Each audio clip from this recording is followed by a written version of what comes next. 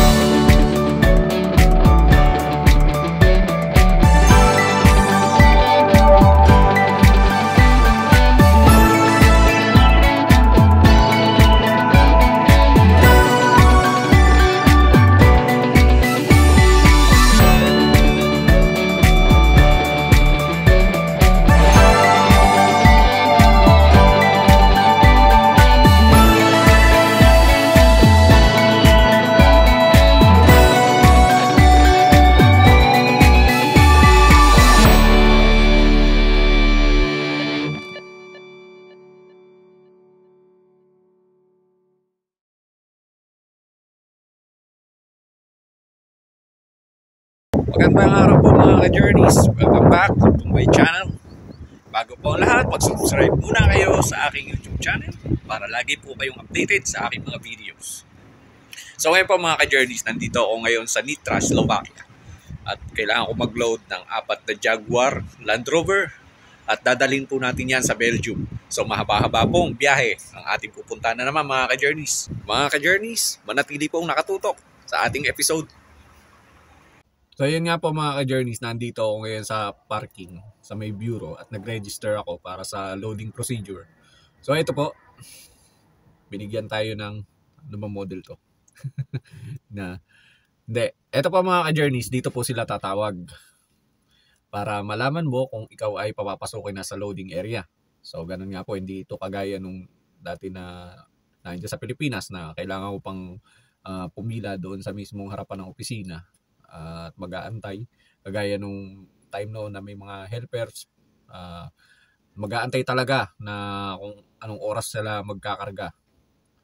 Ganyan ang mga procedure noon nung panahon na ako ay helper pa sa tracking.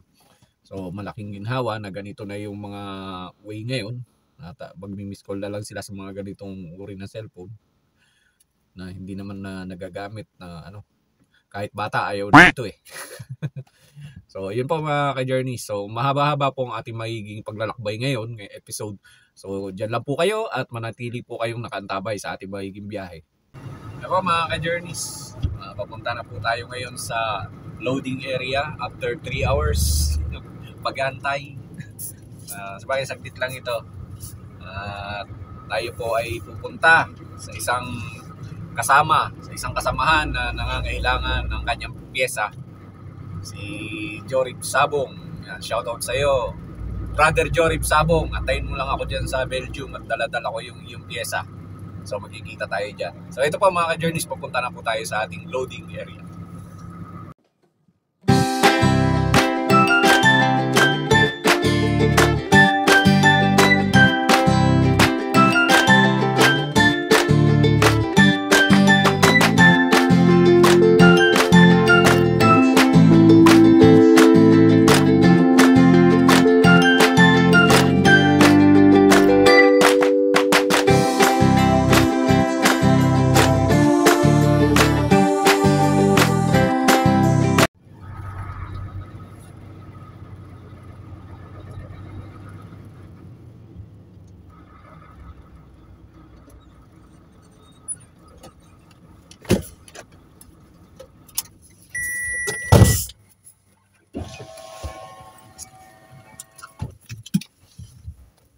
Hi, good morning.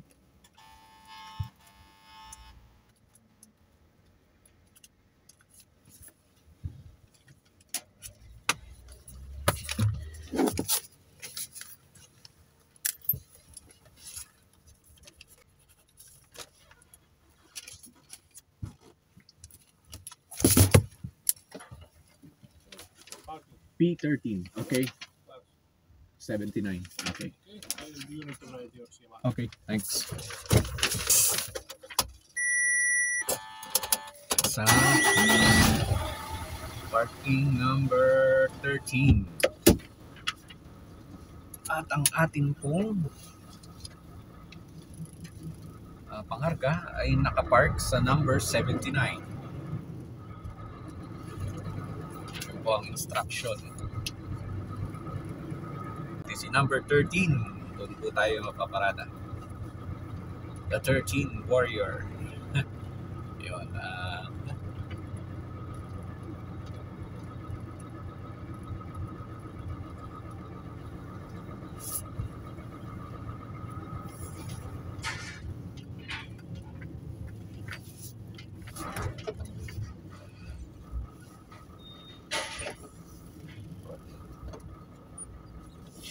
Okay, po muna ay mag-aasikaso para makapag-load na ako ng 4 na Land Rover. So, dyan lang po kayo mga ka-journeys at patuloy ko po kayong i-update sa ating magiging paglalakbay patungo ng Belgium. A few moments later. What's up mga ka-journeys? Tapos na po. Loaded po tayo ng 4 na Land Rover Jaguar. Dadalhin po natin siya ng Zeebrugge, Belgium. Pagod po. So, let's go!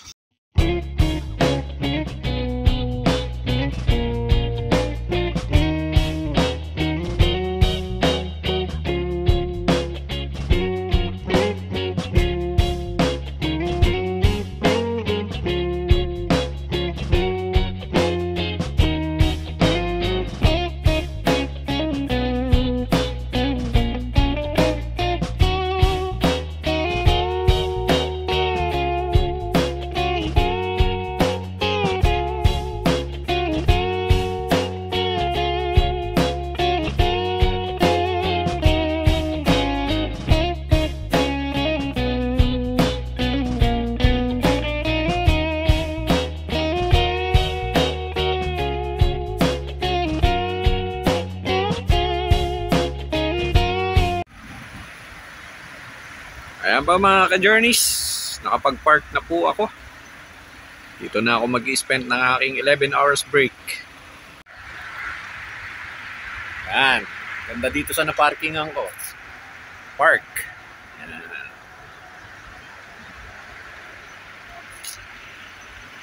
Okay, it's time para magluto ng hapunan. Good morning po mga ka-journeys! Magandang araw! So ngayon po ang pagpapatuloy ng ating biyahe patungo ng Belgium. So dyan lang po kayo, stay back and relax. At ako po ang bahala sa ating magiging journey. Mga ka-journeys, pasilip ko lang sa inyo, maulan dito ngayon.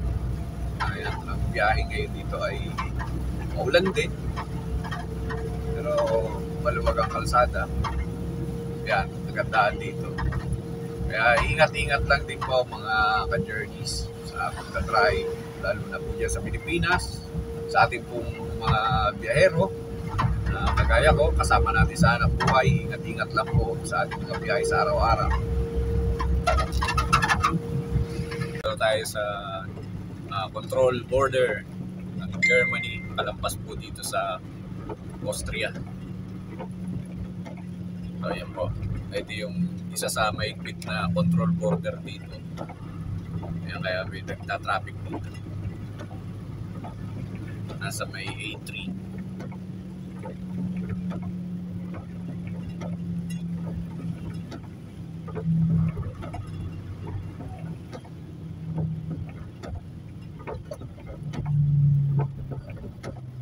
Ayan. Hindi ko na po bibidyohan dahil baka ako ay makita. Violation po yan. Sige po.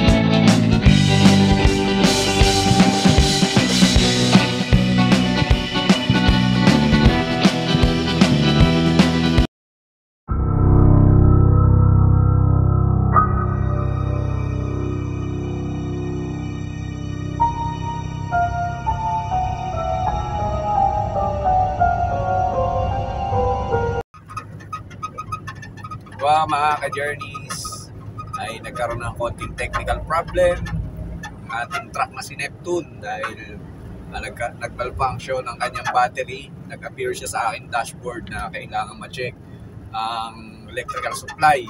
So tumawag ako sa aming management at ang naging desisyon ay pinapadaan ako dito sa isang service shop.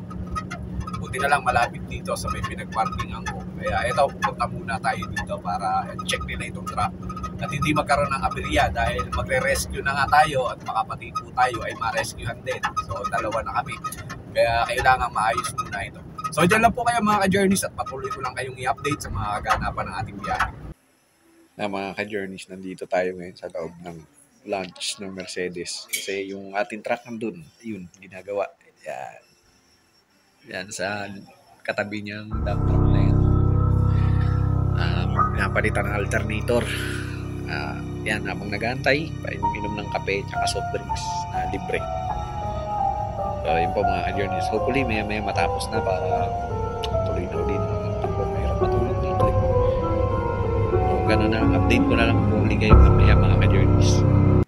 Alis na po tayo sa Mercedes-Benz service shop. So, on the way na palabas. Hindi ko lang kung saan naabutan ng break time dahil wala na rin akong oras. Naubos na. So, malamang po nito ay hindi na tayo makapunta kay Jory dahil ginamit ko po yung kanyang pyesa. So, yun po ang nangyari ngayon. Kaya, malalaman po bukas kung ano yung ating susunod na task na gagawin. Ayun po mga ka-journeys, tabi lang po at patuloy po sumabaybay sa aking episode. Bago po yan, huwag niyo po kalimutang mag-subscribe sa aking YouTube channel. Maraming salamat po. Ako po ay nag-parking na dito malapit lang doon sa pinanggalingan kong workshop kanina.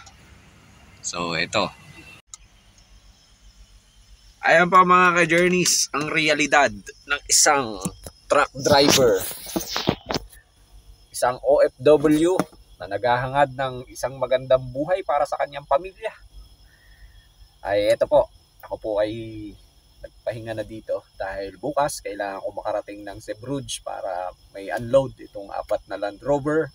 At hindi na rin po tayo dadaan nga o pupunta kay Jorib Sabong dahil nagamit ko na yung kanyang pyesa. Kaya tuloy-tuloy na po ang biyahe bukas papunta ng Belgium. So ito po mga ka-journeys, kung nakikita nyo, ako po ay naghahanda na ng aking hapunan. Ayan, ininit ko na lang yung aking natirang kanin na okay pa yan, kagabi pa yan. At saka meron akong chicken adobo dyan na may puso ng manok at nilagyan ko ng itlog. Ay talaga naman, pinatuyo ko siya, adobo. Kaya yan ang masasabing pandigmaan, natatagal ka. Yung ulam na yan, aabot pa yan ng ilang araw dahil marami yan. So yun po mga ka-journeys, magkita-kita po tayo muli bukas sa pagpapatuloy ng ating biyahe pang 3rd day. So mahaba-haba na po mga ka-journeys. So hanggang bukas po, update ko po ulit kay bukas and have a good rest. Good morning po mga ka-journeys. Ito po, start na po ako ng aking truck. Masikip nga lang ang truck dahil car carrier po ito. Hindi po ito kagaya ng mga semi-trailer na ginagamit nila. Ayan, yung kagaya ng mga yan. Mga side curtain, talagang maluluwag ang mga loob niyan. Pag car carrier po, saan nyo nang masikip ang loob niyan dahil kinakargahan po yung rooftop nito. So ito na nga po mga ka-journeys. Ayan po mga ka-journeys, eksaktong 11 hours and 1 minute ang ating naging break. So ito po, tayo po ngayon ay mag-begin country. So ayan po. Okay. Print. Okay. Punta po tayo sa entry driver number 1, begin country. Tayo po ay nasa Germany. Abbreviation ng Germany country ay Dutch, kaya letter D. So ayan po, begin country. Entry stored. And back. Ayan na po. Okay, tapos magkakaroon lang ako ng 5 minutes other works. So ayan po mga ka-journeys. Okay, let's go.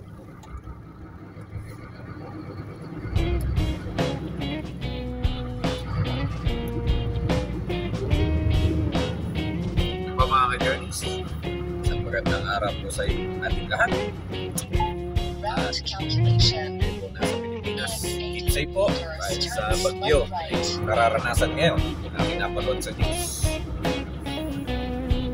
Tayo po ay manalangin lahat. Tayo po ay laging nasa maayos na kalagayan. Laging ligtas. So ito pa mga ka-journeys. So on the way, continue po ang ating biyahe sa city ng Cologne, Germany. Tawid na po tayo sa kanilang legendary bridge na papunta po ng Asher.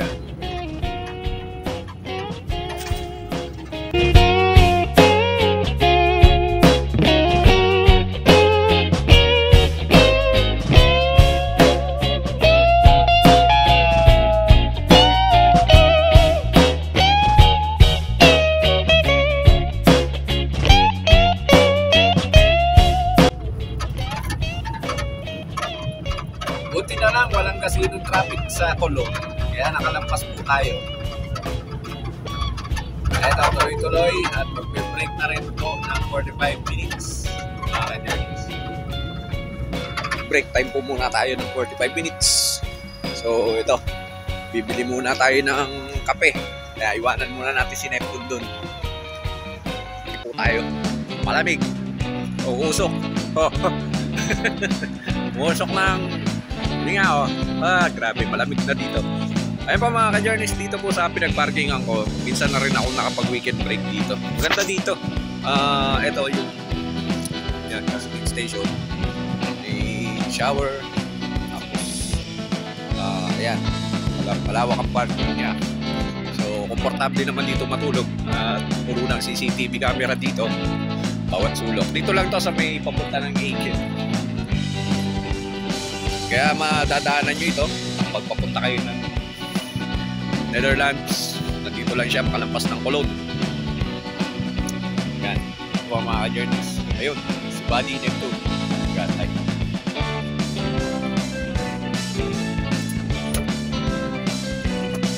Let's go mga ka-journeys! Continue na po sa ating biyahe. Magandang araw po sa ating lahat.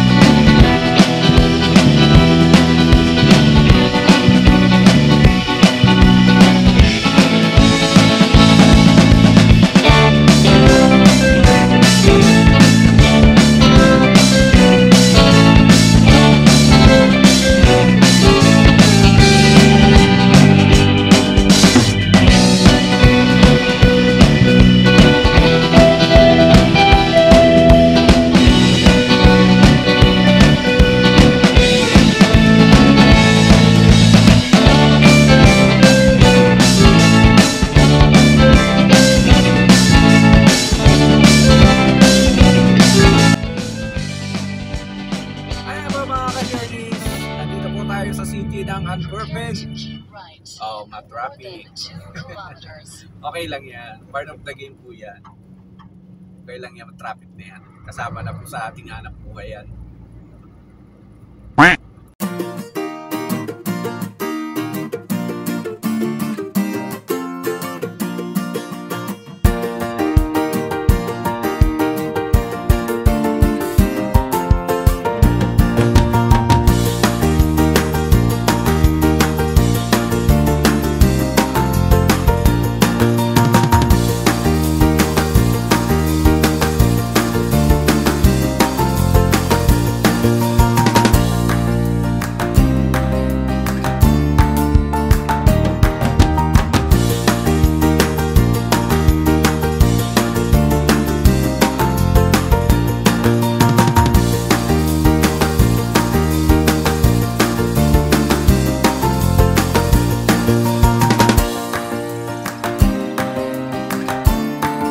Journeys, nandito na po tayo ngayon sa ICO sa Bruges, Belgium. Ito po, nakarating na tayo. Mamaya, asikasuhin ko na yung aking pagproseso ng mga dokumento para may unload na ito. At dumating na rin po yung aking panibagong task. Ako po ay maglo-load ng mga sasakyan dito lamang sa palibot ng Belgium, dito pa rin. Dadalhin po natin ng France sa may Paris. So mga ka-journeys, maraming salamat po sa inyong pagsubaybay sa aking episode, sa pagsama nyo sa aking naging journey mula Slovakia papunta dito sa Belgium. At bago po yan mga ka-journeys, huwag nyo po sanang kalimutang mag-subscribe sa aking YouTube channel para lagi po kayong updated sa aking mga videos. Maraming salamat po. Kita-kita po tayo muli sa aking susunod na episode. Paalam! Peace out!